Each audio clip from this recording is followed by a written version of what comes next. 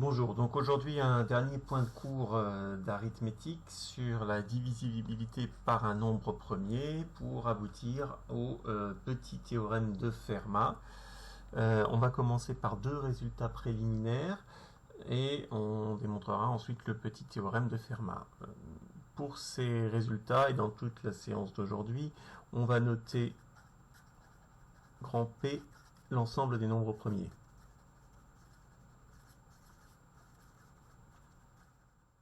Donc quand je mettrai petit p appartient à grand P, ça voudra dire que petit p est premier.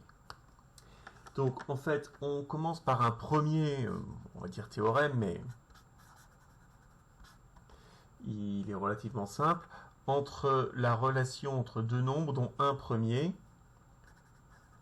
Nombre premier, on peut l'appeler ça nombre premier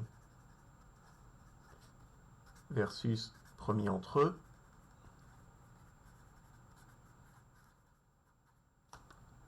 Alors, partons d'une situation dans laquelle on a un nombre entier, on va le prendre un entier naturel, et un nombre premier.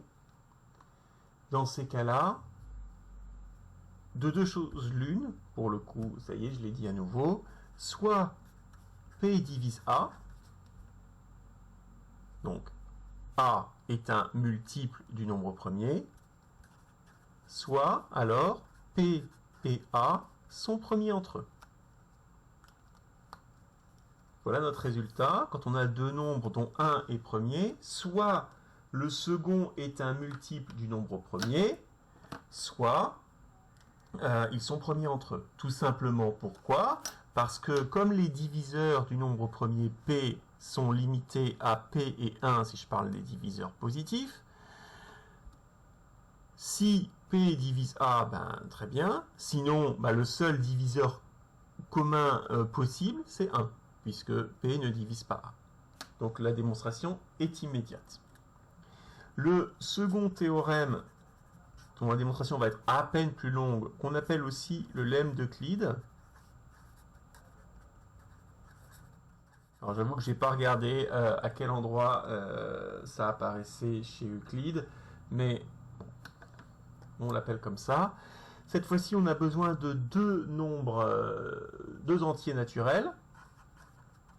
Alors, petit a et b dans grand N, et un nombre premier. Et ce lemme dit la chose suivante. Supposons que P divise le produit AB. Alors, en fait, soit P divise A, ou bien P divise B. Donc on n'a pas d'autre choix. Si un nombre premier divise un produit de deux nombres, alors ce nombre premier divise nécessairement l'un des deux. On va faire la preuve ici, ça va être relativement rapide. Donc sous ces hypothèses,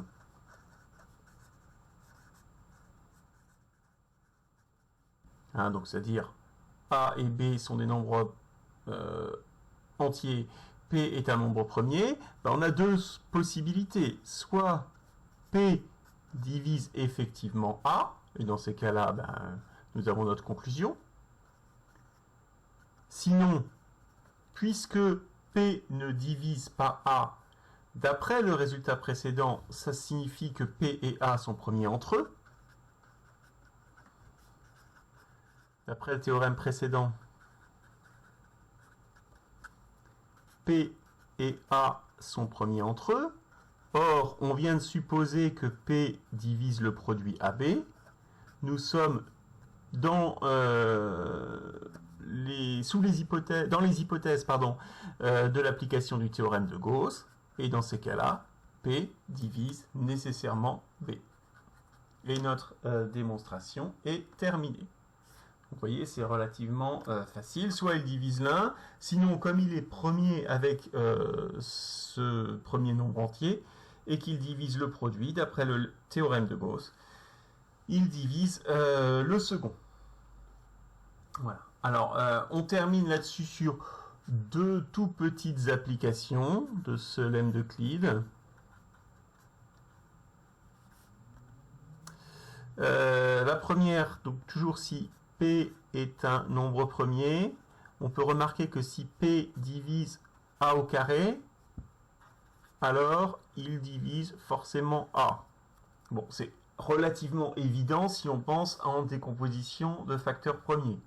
Mais là, on a une autre façon de le prouver. Avec le lemme d'Euclide, c'est aussi une démonstration immédiate. Et si A et B sont également premiers,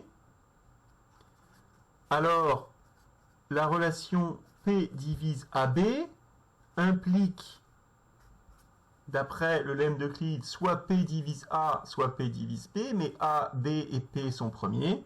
Donc en fait, soit P égale A, ou P égale B, puisqu'ils n'ont pas d'autre diviseur que 1, qui n'est pas premier, et eux-mêmes. Donc P est forcément égal à l'un ou à l'autre. Voilà pour ces deux petits résultats préliminaires.